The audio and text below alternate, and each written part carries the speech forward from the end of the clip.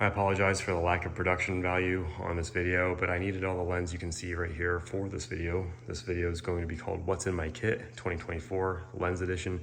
One of you asked, so here I am explaining it to you. And also, as of yesterday, I just sold my last remaining EF lens mounts. I was in New York past couple of days, stopped by B&H, and I took to them my EF 100mm macro 70-200 version 2 f2.8 and the 16-35 2.8, and I got them appraised there, and they gave me $2,000 for them.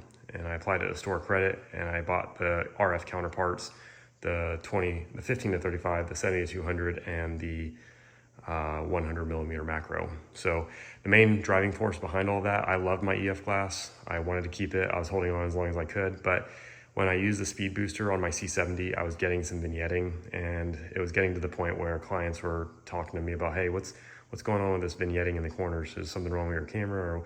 And I said, enough is enough. I'm gonna stop using adapters, stop using the speed booster, and I'm just gonna go standardized all RF mount, and I'm gonna standardize and go all Canon as opposed to another brand.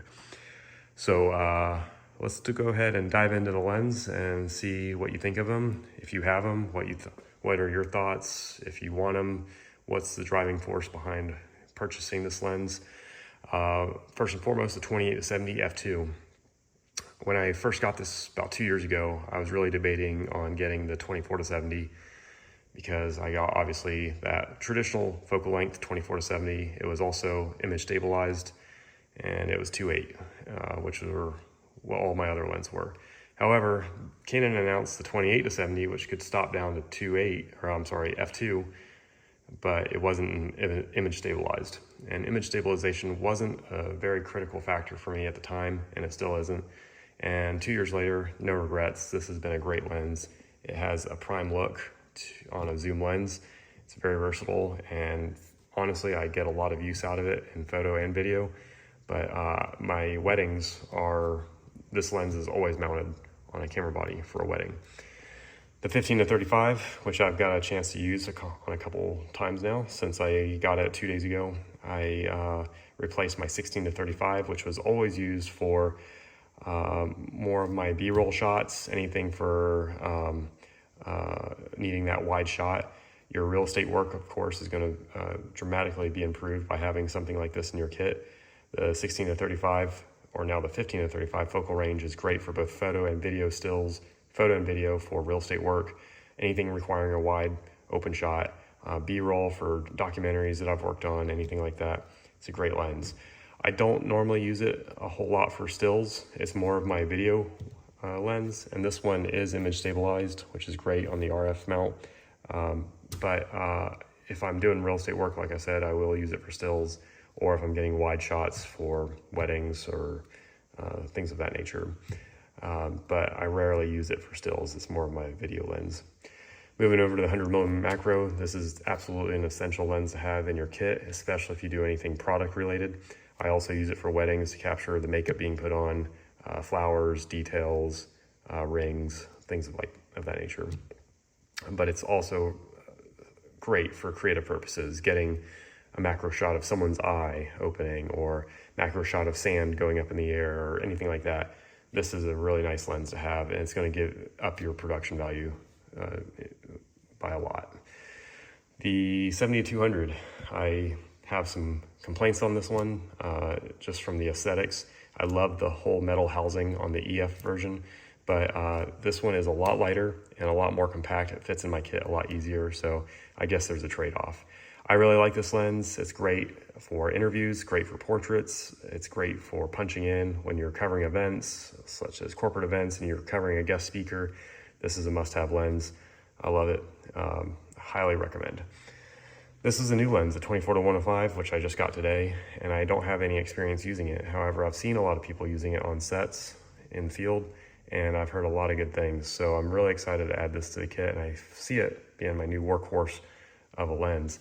This one has both photo and video work in mind when you're in the field. It's got a more robust focus ring. As you can see from the others, they're a lot less fine-tuned. This one has a much nicer feel, much better focus throw to it. You also have manual controls of your iris. giving your AC on set the ability to control both your focus and your iris with via wireless controllers if you wanted to do that. The 24 to 105 is not a new focal range, but the fact that this lens can go down to 2.8 makes this lens very special. It's got some good low light capabilities. 50 millimeter is my go-to prime. This is great for anything really. Portraits, video work, mounting on a gimbal, street photography, you name it. This is a very versatile lens. It goes down to f1.2. It's been with me on every shoot and by far one of my favorite lenses that I've ever used. The 85 is more of a specialty lens. I use it for, again, both photo and video work alike. It's got a little bit of a slower pull on the focus if you're using autofocus, but it's great. It's a great focal length, but this is my portrait lens. It's great for portraits. You get that telephoto lens with the f1.2, you get some great compression, great bokeh, and it's just a ideal lens, again, if you're doing portraits. I also use this lens as my B cam for my tight shots on occasion, so it's good for video work as well. And then this one is my cinema lens.